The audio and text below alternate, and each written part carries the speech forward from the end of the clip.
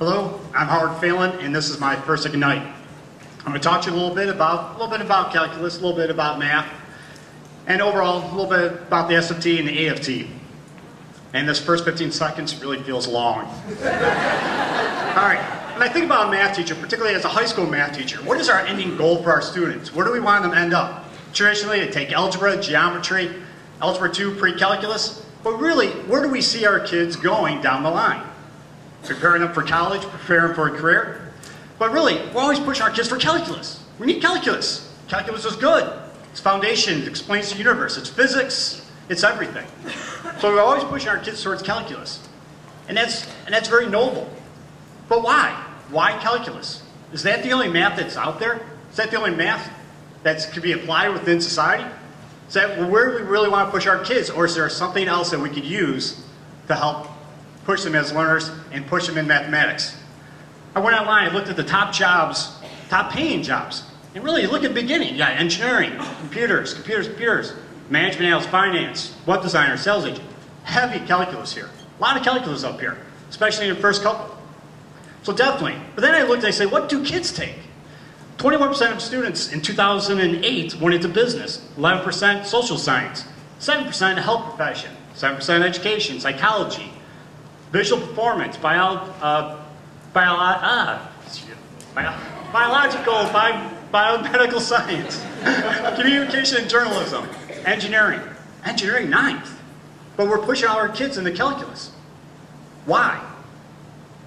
Because we look at it. So let's go back. Let's look at the top paying jobs. What do they all have in common? All 10 of these jobs. I Googled all 10 jobs and looked at different colleges using U of I as my base at the University of Illinois. What do they all have in common? Statistics is actually what they all had in common. That was a common class that they all actually had. Not calculus, but statistics. So think about statistics. When I was a kid in school, at the end of the book we had the probability, we had a statistics section that we never covered. Never covered. We'll get to that. We'll get to that, they always said. But why should statistics be our ending goal for the majority of our students? It's really the first true applied mathematics that they'll see. Going back to Dan Meyer speaking, it's actually practical and exploratory. They could actually use it and see it. Here's an example of just looking at the probability of picking a red, white, or blue flower from randomly planting it from the seeds, which actually has that crossover tie-in into biology. I'm talking with the genetics and kind of this is my filler slide in case I needed space, so please read the joke and enjoy. You can also enjoy the comedy of statistics when you actually understand it a little bit more. Wait for it. Next, here's connecting the abstract with the real. This was actually a little project that was actually figuring out how much people tip. And the questions that came out of it. Do people tip differently at lunch hour and dinner hour? What about the length of the meal that they stayed? We went allow a little bit longer, but did people tip more the length of the day? And really found out people are pretty much consistent between 15 to 16%. There's a little outlier joke, your theory is wrong. But getting people to see the connection and think about it. Math also helps make better decisions, be a thinker. This is a misuse of statistics that drives me nuts every time I see it. Look at the baseball. It's about roughly 10. The second baseball is 20, double. But that volume is far more than double. It's visually lying to me. And you'll see that all the time on the networks.